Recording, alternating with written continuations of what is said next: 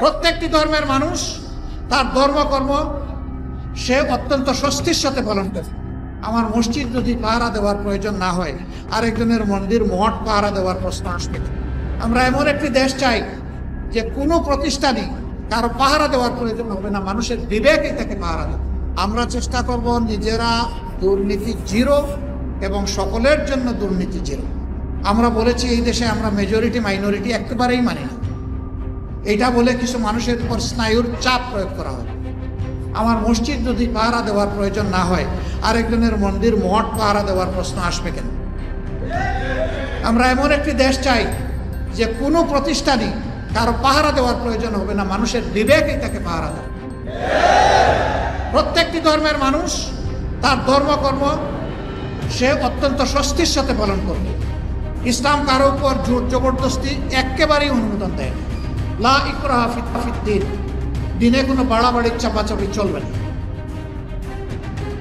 স্পষ্ট মুবিন, কোরআনের সমস্ত আয়াত একদম স্পষ্ট। এর চাইতে মানবতার জন্য কল্যাণ করার কিছুই হতে পারে। তবে আমরা ফিল করলাম যে সব সমাজেই কিছু চালাক দুষ্ট মতলববাজ থাকে। এই জন্য পরদিন থেকে আমরা শুধু একা নই, সমস্ত কওমি মাদ্রাসার ছাত্ররা নেমে এসেছে রাস্তায়। আমরা গিয়েছি, সবাই মিলে আমরা এগুলা পাহারা দিয়েছি। একটা নতুন ইতিহাস সৃষ্টি হয়েছে বাংলাদেশে। আমরা সারা দেশে আমাদের কর্মীদেরকে বলেছি যে মুমিনরা ঐক্যবদ্ধ হয়ে আজকে সবার ধর্মীয় প্রতিষ্ঠান পাহারা দেবে ইনশাআল্লাহ। যতদিন পর্যন্ত একটা স্থিতিশীল সরকার মোটামুটি প্রতিষ্ঠিত না হয়, ততদিন পর্যন্ত আমাদের এই পাহারাদারি অব্যাহত থাকবে। শুধু ধর্মীয় প্রতিষ্ঠান না, তাদের ব্যবসা প্রতিষ্ঠান, বাড়িঘর, কোথাও যদি তারা কেউ ফিল করেন যে আমাদের কোনো সহযোগিতা দরকার, আমরা চেষ্টা করব নিজেরা দুর্নীতি জিরো এবং সকলের জন্য দুর্নীতি জিরো করব না, কাউকে করতেও দিব না ইনশাআল্লাহ।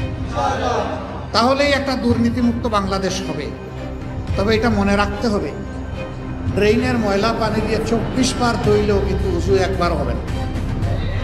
উজুর জন্য প্রয়োজন হবে পরিচ্ছন্ন পানি, পবিত্র পানি। এই জন্য কাকে দিয়ে দুর্নীতিমুক্ত সমাজ গঠন করতে হবে, আমি বিশ্বাস করি বাংলাদেশের মানুষ এটা বুঝে ফেলেছে। একটা দুর্নীতিমুক্ত করাপশন ফ্রি সোসাইটি এই দেশের মানুষ চায়, আর আমরাও সেটাই চাইছি। 2 নম্বর, আমরা চাই না যে আদালত কারো অর্ডারে চলে। আমরা চাই আদালত যে আইন থাকবে সেই আইন এবং আদালতের বিচারকদের বিবেক অনুযায়ী চলবে। এখানে কোনো কালো ভূতের হাত পড়ুক, এটা আমরা চাই।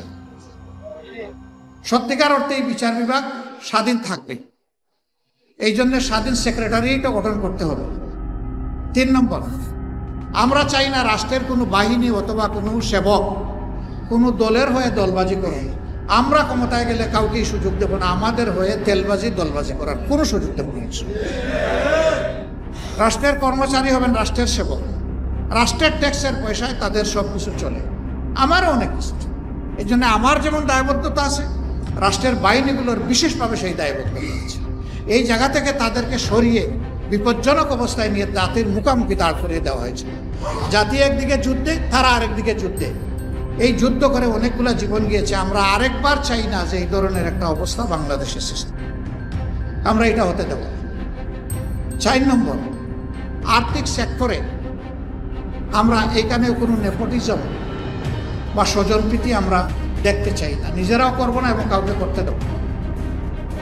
যদি রাজনীতিকরা সিদ্ধান্ত নেয় যে এই দেশটা সুন্দর হবে, আর কেউ অসুন্দর চলার সাহস করবে।